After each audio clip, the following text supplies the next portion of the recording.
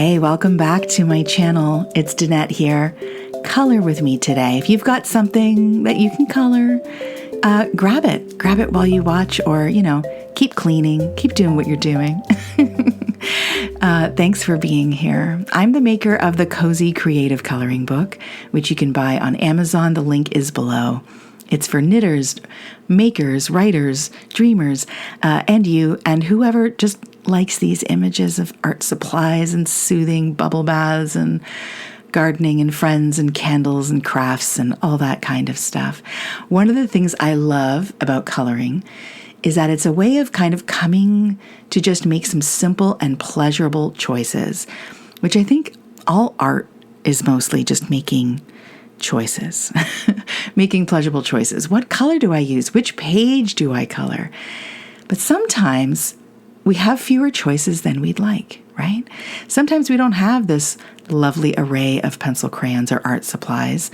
And sometimes we have decision fatigue and we just need things to be simple, So I've started by choosing a page of kindness, a page of love, a little mailbox with beautiful letters inside. And you can see the post is a pencil that goes into the ground and is rooting down into the ground. And it's just beaming. And so that decision's been made. So I've also made another decision. This is a 2-decision coloring moment. I have this pencil, and it's funny. I think I was a child. I got a box of these as a Christmas gift. Someone had personalized. But my point is, this is not a fancy pencil. It's a very old pencil, a novelty pencil. I don't know anything about this pencil, except that I've sharpened it. And it is the only thing I'm going to use to color this page today. So, have you ever considered this? Just coloring it in with, is a pencil a color? It kind of is, right? Now, this is for if you just don't have art supplies, I want to show you that all you need is a pencil. You can still do this. You don't have to wait for that fancy marker set. You don't have to wait until you can afford to go to the art supply store or pick out something beautiful. You can use a lot of things around your home, a lot of office supplies.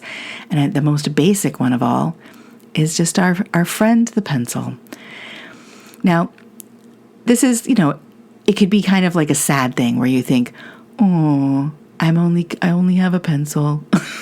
That's all I have. I guess I'll just use this. But I actually find it really exciting and soothing. Oh, I just heard thunder outside while I'm recording this. That's cool. It's lovely because it eliminates the pencil. Let's talk about how peaceful the pencil is.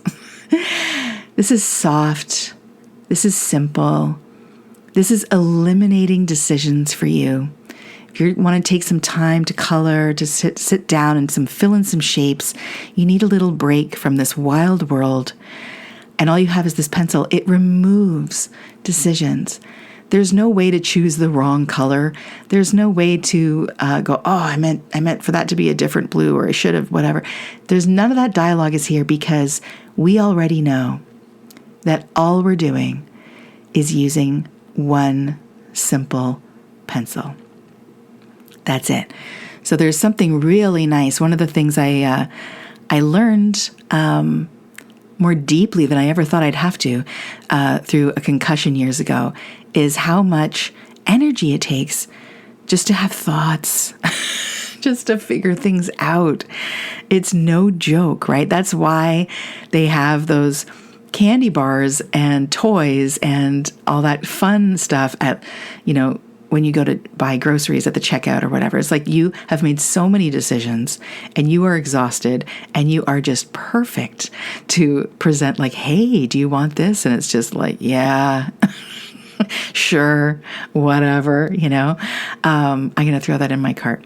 So the decision fatigue is real. And there's something even before the concussion though, just making art, right? Being an artist and knowing that you could make anything, you could attempt anything, you could paint, you could sketch, you could use wax, you could use collage, you could like what medium am I working with? What size am I working with? What colors am I working with? You can get decision fatigue pretty quickly. It sounds wonderful. I can make anything, but also it can be exhausting and confusing and have a little too many tabs open in the brain, if you know what I mean. So one of the things that always helped me, and I know a lot of other artists, and maybe you know this, is that limits are your friend. Boundaries are your friend. If you can take one thing and restrict it quite tightly, like the color palette or the size of canvas or the technique or the subject matter. Like let's say you were just going to do, you're a photographer. Well, oh my gosh, you could take pictures of anything, of anyone, anywhere. Like, how do you decide? But if you decided, like I chose this page of the mailbox, and you decided, I'm going to photograph mailboxes. I'm going to photograph mailboxes all year. And, then by the end of the year, you can experiment. You could take large ones, black and white ones, color ones. You can do all kinds of fun, creative play with how you choose to photograph mailboxes. But at the end of that year, you will have a body of work that is tied together with this theme of the mailbox. And you will explore, as you explore that, as you explore the limits, you're going to find other things that you like. You're going to find yourself getting bored and finding ways to make it exciting. Are you going to go close up? Are you going to go far away? Are you going to take a drone shot? There's so many ways to explore the one thing. So the pencil in a coloring book is that limit. And as you can see, I started off, I wasn't really sure what to do with this because it's like, oh, wait a minute. If I just color in everything the same, I have an idea of what that would look like, maybe. Actually, I should just try that on another episode, but it's not interesting to me. What I'm interested in is still creating depth, still creating an interesting image, not just necessarily filling in shapes, but making this coloring page my own work of art with the pencil. And I started those little stained glass pieces over there on the left, right? I started with cross hatching with lines, and I was like, I don't know how I feel about this. And then I started to shade, and I was like, ooh, now we're cooking with gas. Now we're going somewhere. So the technique here to still create some difference, even though I'm only using this one pencil, which is one color, is to go dark in one corner and fade out a little bit. And then in the next little piece of stained glass, just to do it in a way where there's going to be a little bit of contrast, right? So where a dark end meets a light end begins. And doing these little things with the shading and fading just one side to the other doesn't have to even be perfectly neat. Sometimes I just move my pencil around in little circles. And I really love how this looks. It's got a nice texture to it. So this is just like a little experiment. And will I go back over those ones where I started with the stripes, or will I leave them there? I don't know. There's a little part of me that's like, I want to color over top. But we'll see how this whole thing goes. It's okay to leave an area, right? If you're not thrilled about it, keep going, because you never know how the rest of the piece is going to start to balance. And you never know how that might actually work out in the end. And you can always go over top. So this is going to be fun to fill in this background of all these little stained glass little panels. And that'll give me a sense of that pulls forward these light beams. The beams that are coming, I think there's 4 of these like rainbow beams coming from the mailbox. When I was a kid, I loved these kinds of mailboxes. I didn't live in a place where we had mailboxes of this shape. I guess it was more for out in the country. And where I lived, it was more suburban. So you have those flat boxes that have like a horizontal, lid that raises and it's like on the brick wall. It wasn't a freestanding mailbox. But wow, I don't remember when I first saw this. It might have just been in drawings, cartoons, illustrations, books, those old mailboxes. And I think I had a toy one also. And it was so fun. It looked like it was like a little mini dollhouse, right? It wasn't really like a box. It was like a little home. It was like a little hideaway. And I love that door that would open like a castle drawbridge and come down, and you get to see what's inside. I always thought it was so cool. It was always so fun to think about sending mail or receiving mail, like little valentines, but the box was such a big part of it. Like, where do you get to put the letter? Where do you get to discover the valentine? So I'm bringing this technique of the, starting dark and fading to light onto the hearts that are over top of that area that I wasn't so sure about. And now I kind of like that contrast of the texture there.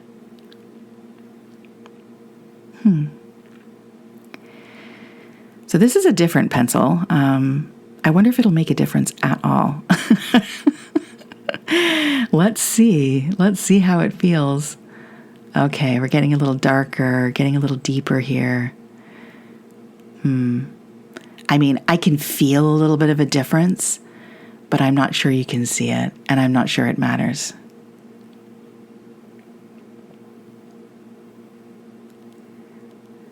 When was the last time you sent something in the mail, like something that was, I don't know if you send bills to people in the mail, but have you sent someone some pretty mail, some just like a card, maybe for a birthday, maybe a housewarming welcome, maybe a thinking of you, or maybe you went somewhere and you sent a postcard.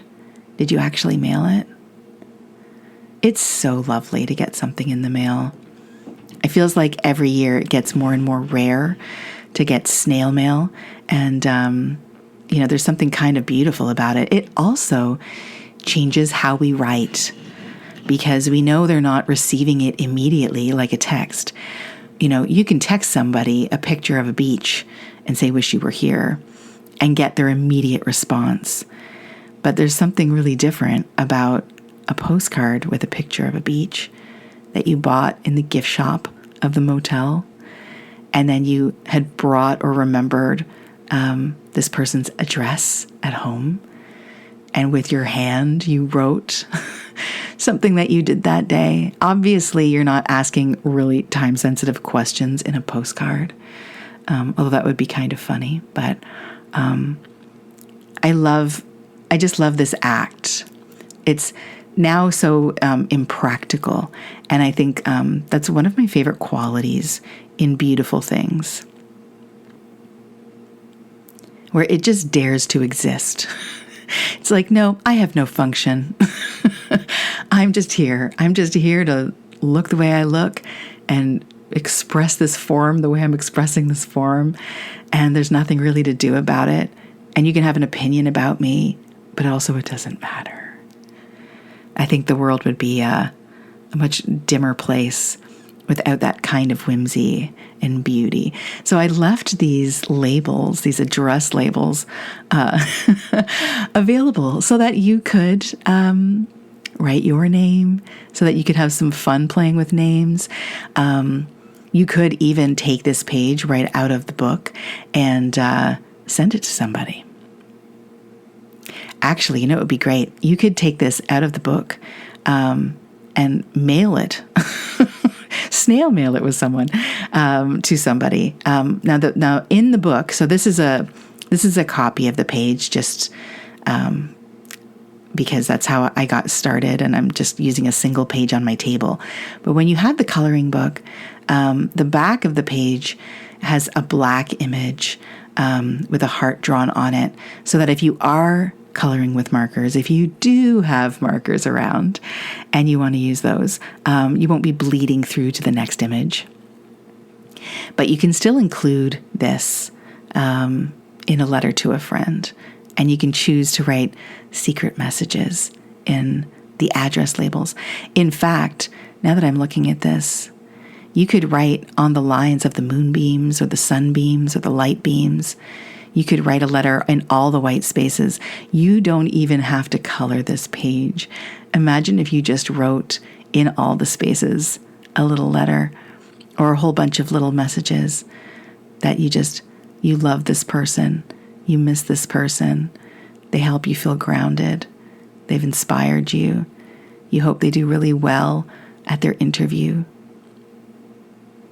that you're always sending love, that love is always flying towards them, whether or not you're actually putting it in the mail or not, that they can imagine this as their heart with letters from you filling it. Okay, I kind of like what just happened here. You see what I did? I just did these little lines, but I created a little perspective, right? The lines on the right of the pencil are going up and back to the right. The lines on the left are doing the same thing, mirroring it. And the center ones are flat. And it kind of gives you that feeling of roundness, of the texture, the shape of a pencil.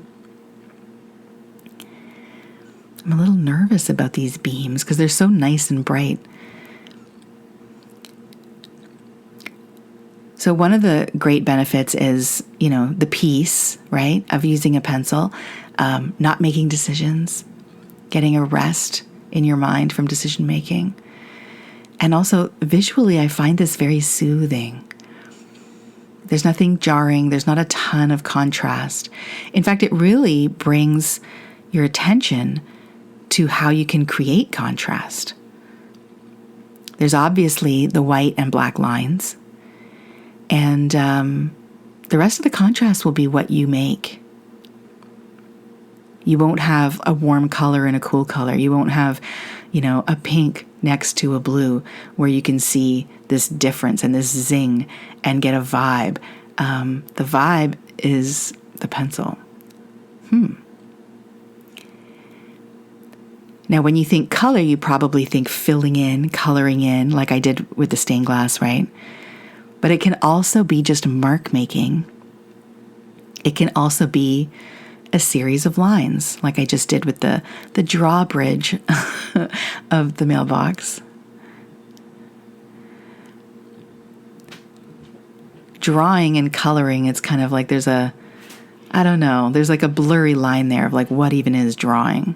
One of my favorite art classes that I took in college was with a man named Victor Tinkle, and boy, did he, it was a drawing class, but it would shock you to see what we did in that class.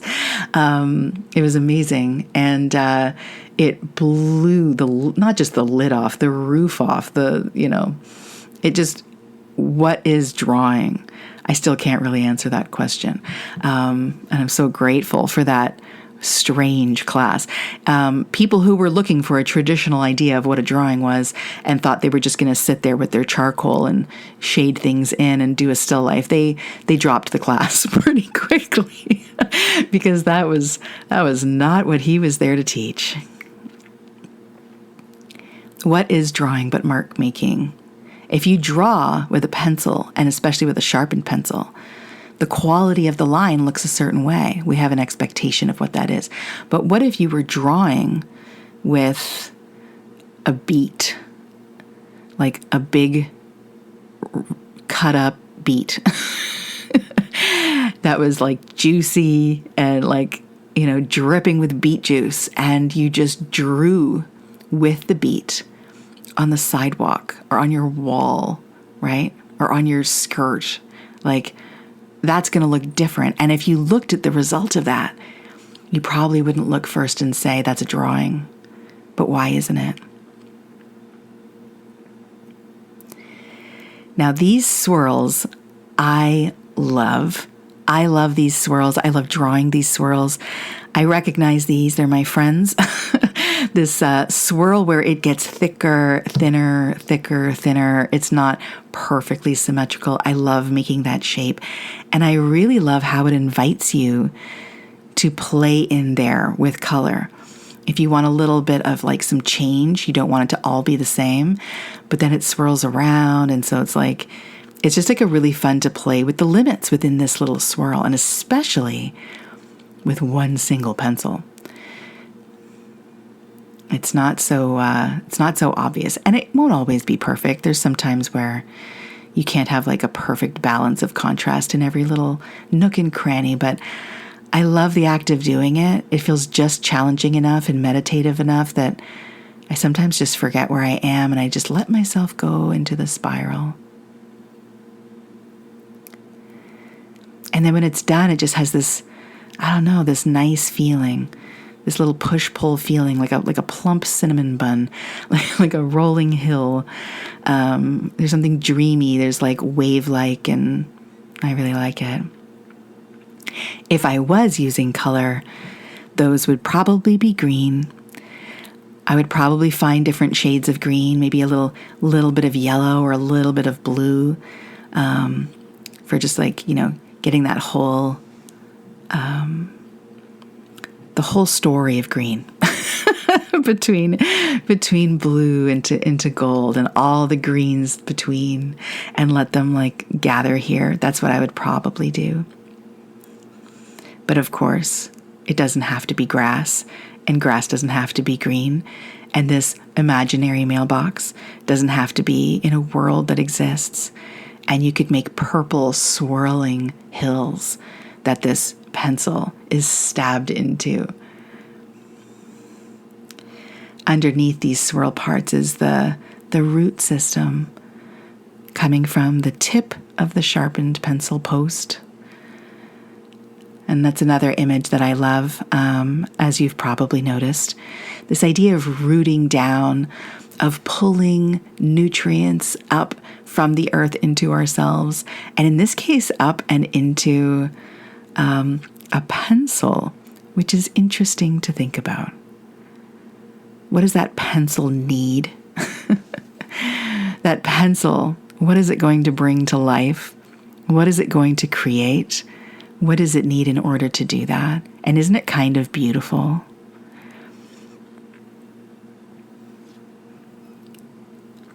So if I was using color, it might be brown, it might be earthy, all those rich chocolate soil colors.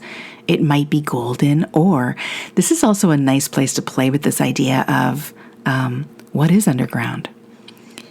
Maybe it's an ocean under there. Maybe it's blue under there, underneath the grass or underneath the dirt, the top layer, whatever you choose. And it's like, oh, this is dreamy. What if down here is, it's just like outer space? What if down here is a purple and pink little fantasy glow and we don't know what it is? And if it was, what does that mean for the pencil? What's the pencil extracting?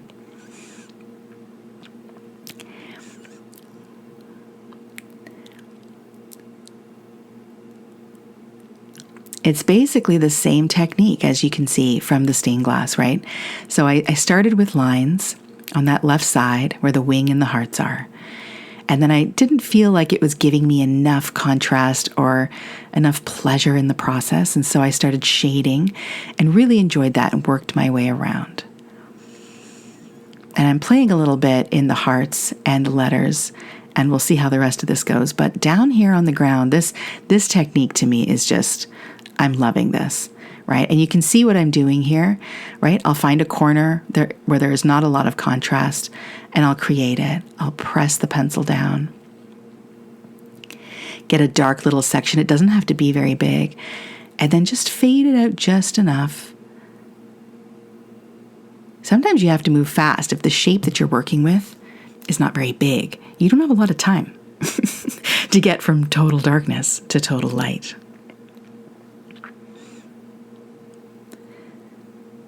Doesn't this look so nice? Now this technique that you can see here, you can see it more clearly because it's just pencil. So if you're new to this, like you're new to coloring and you feel like, oh, I'm not really creative, I don't really know how to do this. How do people do this? Well, practicing with a pencil, honestly, is one of the best ways to build that technique. Because here you can see it. It's basically just pressing harder And then lifting a little bit, going gently, seeing how lightly can I touch the paper with this? How can I make this a smooth transition? What if I go back over it? If it looks choppy, go back over it, smooth it out. See how much pressure the pencil needs to make so that you can like smooth out that transition. And when you look back at it, oh, I just love it. It feels now like there's some depth. It feels like if we were underground, we're in a cave. We're in a warm, sensual place down here. There's a world down here. There's probably creatures down here.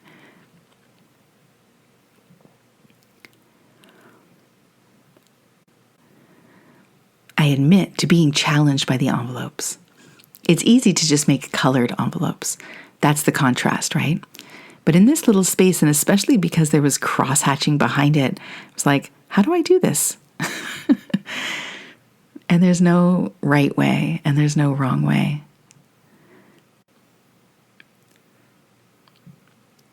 So doing it with the pencil, it's like a black and white photograph as it's coming into being. I think that's pretty neat.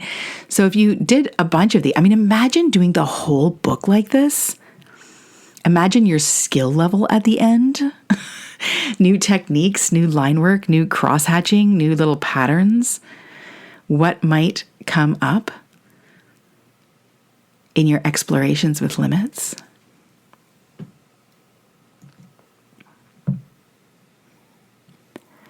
After you did some drawings with just the pencil, you can do the same thing but with one single color. Imagine that, your favorite color, or a color that you are working with, if you're working with the energy of colors. And it's the same thing, right?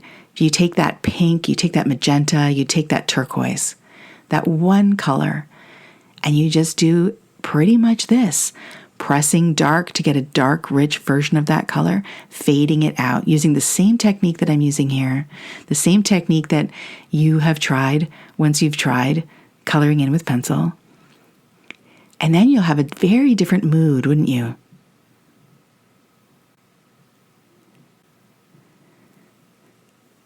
It's funny when we limit one thing, how we can start to see all these other things. Like if we limit one of our senses, our other senses become stronger. If you're wearing a blindfold or if you have your sound canceling headphones on and you can't hear, you become more attuned to the senses that you can.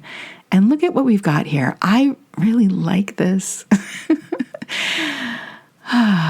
There's so many possibilities. I really do like this. It's a vibe. It's a mood. It's soft. I really enjoy it. And I've really enjoyed spending this time here with you. I hope you enjoyed this video. Hey, if you liked this video, would you mind, boop, just giving a little tap on that thumbs up, the subscribe button, the little bell, whatever. Any of that kind of interaction, including comments, is so helpful for creators here on YouTube. And if you would like your own copy of the Cozy Creative Coloring Book, the link is below. It's available now on Amazon. And I hope you enjoy it.